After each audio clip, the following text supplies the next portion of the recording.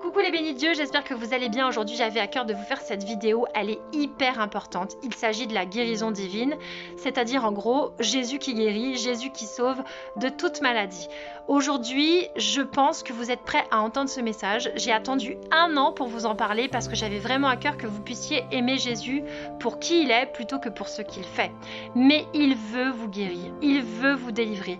Jamais Dieu ne vous a puni et vous a envoyé de maladie pour que vous puissiez un jour vous tourner vers lui dans cette épreuve, etc. Ce n'est pas biblique. Jésus, qui rencontrait les malades, était un Jésus qui avait compassion des malades. Peu importe la vie de péché qu'ils avaient, il les guérissait tous et de toute maladie. Il a guéri des sourds, des muets, des aveugles, des paralysés, des lépreux, etc., etc. Et il le faisait probablement pour qu'un jour nous puissions nous tourner davantage vers lui, puisque sa phrase très souvent c'était « Va, ta foi t'a sauvé, va, ne pêche plus ». Donc quand Jésus nous guérit, c'est qu'il s'attend à ce que nous ayons cette rencontre d'amour avec lui et qu'un jour nous puissions nous rencontrer là-haut dans les cieux pour l'éternité. Lorsqu'il est mort sur la croix, son premier objectif c'était de sauver notre âme pour le paradis. Mais il est également mort en acceptant des meurtrissures. Donc dans son corps, il a véritablement souffert. Il a eu des coups, des blessures, des crachats, des humiliations, une couronne d'épines, des clous, etc. Et c'est vraiment à travers toutes ces souffrances-là que nous avons autorité, nous avons la possibilité, comme dans un contrat spirituel dans les cieux, que Jésus, qui a payé le prix, qui a accepté tout cela, d'endurer cela dans son corps, dans sa chair, pour que nous soyons guéris. Donc si nous ne le savons pas que ce contrat existe, eh bien nous passons à côté de la guérison.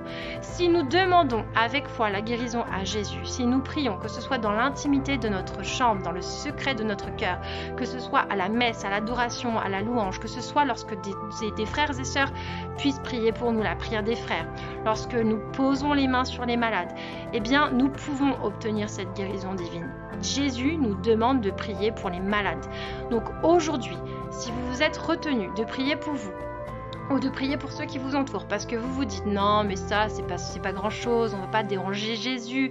Non, on peut déranger Jésus, c'est un bon frère, il y a un bon papa dans le ciel. C'est comme vous lorsque vous êtes parent et que votre enfant a de la fièvre et qui veut en fait être consolé, qu'il a mal au ventre, qu'il vomit, etc. Eh bien vous auriez envie de prendre sa douleur, de le guérir, et en fait Dieu, lui, il prend notre douleur, il prend notre maladie et il la remplace en fait par quelque chose qu'il a déjà payé. Et donc on a juste à lui demander et ça rendra en fait sa croix glorieuse parce qu'il ne l'aura pas fait pour rien. C'est comme une récompense pour lui qu'on se tourne vers lui. Donc aujourd'hui, frères et sœurs, allons prier pour les malades et demandons au Seigneur la guérison. N'ayons pas honte de le faire. Il est écrit dans la Bible que nous pouvons poser les mains sur les malades. C'est un geste biblique. Jésus posait les mains sur les malades parce qu'il était rempli du Saint-Esprit. Le Saint-Esprit, c'est la puissance de Dieu qui est venue le jour de son baptême. C'est vraiment à partir de ses 30 ans qu'il a accompli des miracles et à ce moment-là, quand il avait le Saint-Esprit, eh bien, il a accompli des guérisons. Et aujourd'hui, nous avons le Saint-Esprit et Jésus nous a dit que nous allions faire encore de plus grandes œuvres que lui. Voilà pourquoi nous devons imposer les mains sur les malades et demander la guérison au nom de Jésus. Parfois, vous allez voir des miracles qui vont se produire sous vos yeux. J'en ai vu des nombreux miracles. Parfois, vous allez prier et reprier. Les années passent et parfois, il n'y aura pas de miracle, il n'y aura pas de guérison. La personne pour qui vous allez prier va monter dans le ciel et va rejoindre le Père. Vous ne savez pas pourquoi à un moment donné ça fonctionne, pourquoi à un moment donné ça ne fonctionne pas. Parfois, votre foi va être... combattu. En fait, vous allez vous demander si vous allez mal prier, si vous avez mal fait, mais c'est pas ça. En fait, il y a des mystères qu'on ne peut pas expliquer. Simplement, il faut appliquer les lois de Dieu, appliquer ce qui nous est demandé. Dieu ne nous demande pas de comprendre toute chose, il nous demande de le solliciter. Et si on n'essaye pas, parce qu'on a peur, en fait, de ne pas voir le miracle se produire, eh bien, nous loupons des guérisons. Il vaut mieux en avoir 50 et avoir prié peut-être 100 fois, et finalement, plutôt que de ne pas en avoir eu du tout, parce qu'on a honte de prier devant les autres, parce qu'on a honte à poser les mains. Non, tournons-nous vers les autres, soyons comme Jésus était, écoutons nos frères et sœurs qui sont dans la souffrance parce que parfois ils vivent des choses horribles, allons à leur chevet, proposons-leur de communiquer le Saint-Esprit, parce que le Saint-Esprit qui est en nous veut se poser sur eux et veut accomplir quelque chose. Parfois, en faisant cet acte, eh bien, nous n'allons pas obtenir la guérison physique, mais nous allons obtenir la guérison de l'âme. Les gens vont ressentir la présence de Dieu dans leur corps, dans leur cœur. Il va se passer quelque chose de plus que ce que nous avons demandé.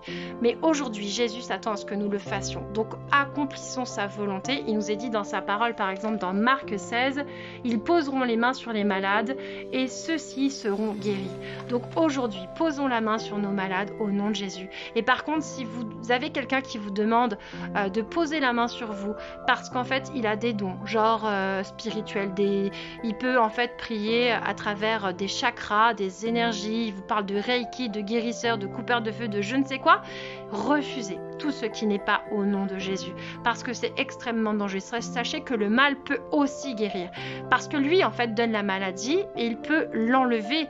En contrepartie, il va vous donner d'autres choses bien plus négatives, une dépression, un problème financier, je ne sais pas, mais il peut guérir physiquement aussi le mal.